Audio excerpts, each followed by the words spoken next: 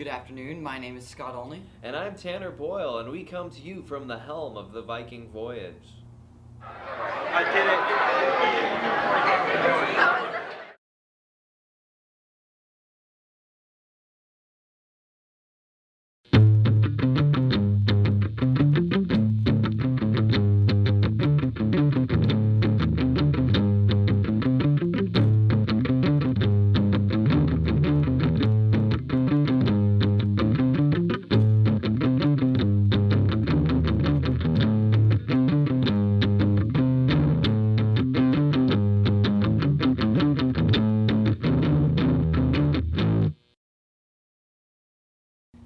She knows twerking like I know lurking. Here's Natasha Nolfingsong with her story on twerking. This year in pop culture, a new dance craze spread across America.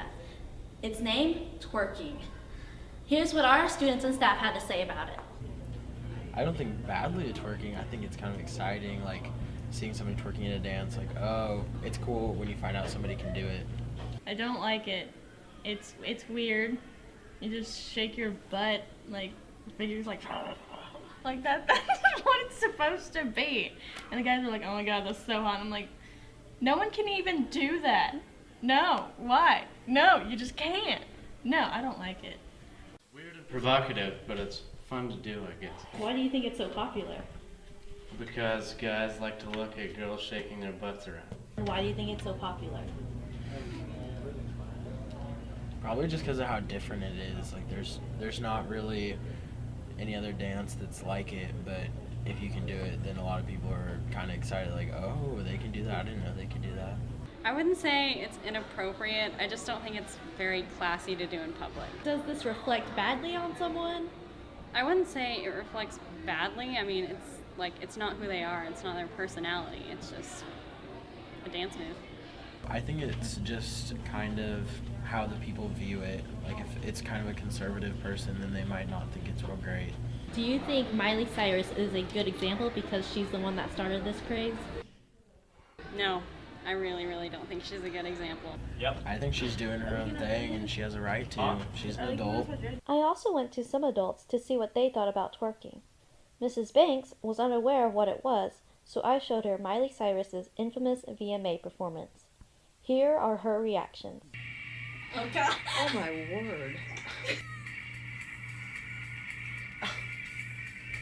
Looks like what baboons do when they mate. Surely you girls have more respect for yourselves than that. So what did you think of the video? Mrs. Banks? Well, I thought it was boring for one thing, and I think it is the very kind of thing that women are trying to not be like. If we're not going to just be sex objects, if we're trying to break the glass ceiling and get paid equal pay for men, then we shouldn't be acting like that. Does that change your perception of them? Of the person? Mm-hmm. Yeah, it makes me think they're probably not very smart. It makes that they're all about the money. They're doing what they've been told to do because it's a marketing thing, not because they are artistic or talented. It doesn't show either of those things to me.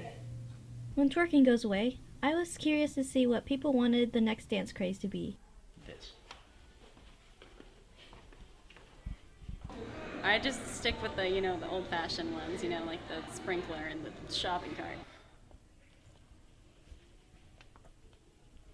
And there you go. It could be called the giraffe neck. Be like, I run na na, I run na na. Like,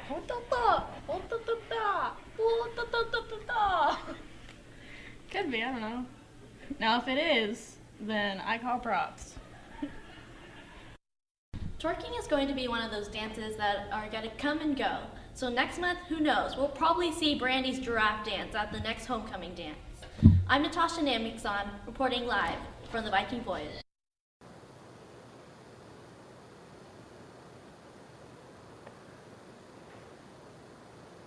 I loved Cali for 2 years while I was here, and I wish I could do it all over again. For me, it was nice because I had that foundation, I had the basic sciences. I remember going to the home basketball games, and all the students up yelling and screaming, cheering our team on. Cali gave me an opportunity to grow. It all started here at Cali for me. It all starts here. It all started at Cali. It all started at Cali It all starts here. She knows Mexico like I know the bathrooms in Texaco's. Here's Elena Witt with her story on Maria Legarreta.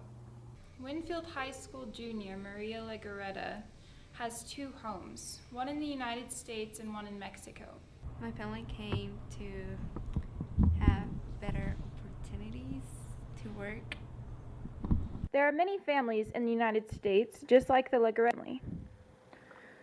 For many years, people have been coming from Mexico to the U.S. to seek better opportunities.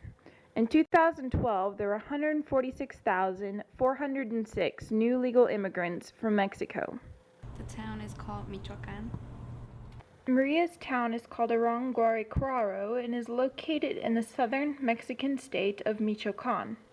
The town is known for having a traditional colonial look, and many of its houses and buildings are made in the adobe style or out of plaster and bricks. Is there anything you miss about Mexico? Yes, my whole family. While there are many popular attractions in Michoacan, Maria prefers to spend her time catching up with family and friends over the summer. I do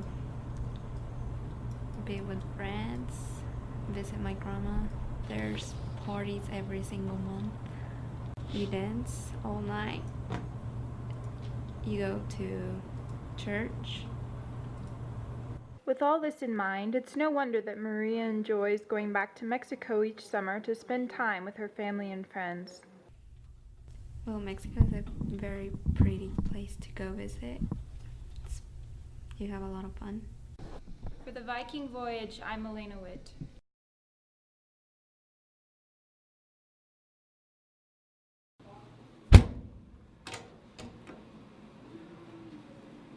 He knows world events like I know my Irish gents. Here's Tanner Boyle on his story on world events. Tumultuous and revolutionary events are taking place abroad, but many Americans can't step outside of their shell of comfortable living and see that the world is really in a scary state of affairs. The students at WHS are no exception. I asked numerous students questions about world events that were particularly relevant right now. Who is Bashar al-Assad? What? I think he sounds like a terrorist leader from like over in the east, like Iran or something.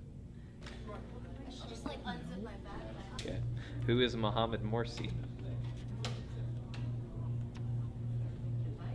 Okay. Isn't he an Israel leader or something? I really have no care for politics. Are Dennis Rodman's actions in North Korea diplomatically helpful or embarrassing? I don't like these questions. Who is Bashar al-Assad? He's the president of Syria, isn't he? Are Dennis Rodman's actions in North Korea diplomatically helpful or embarrassing? Well, considering part of my family comes from Korea, it kind of is embarrassing. I don't know. I feel like they're helpful because, like, we need somebody who, like, Kim Jong-un likes from over here, I guess. Regardless of knowledge, opinions are indeed formed. Do you think that the U.S. government should intervene in the Syrian civil war? Why or why not? No. Why not? Because they'll be really dumb. I don't think so. Why is that? I mean, you know, I don't know, I don't really follow up on that, but be like, I don't know, just keep it how it is right now. I don't know. I feel like it's their problem, so they should deal with it, I guess. But what do teachers think of students' knowledge of world events? I think they have the opportunity to be knowledgeable. The internet has, especially internet news services, you know, have provided a pretty invaluable source of world events.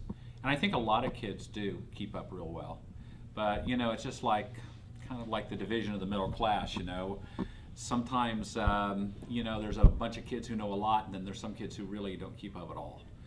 And I think really one of the things that can solve that would be to, you know, to have classes like we have in current events, I think another thing that would help would be if parents got, news magazines and had a daily newspaper like the Courier or the Eagle, and kind of model that behavior, that they read the newspaper every day.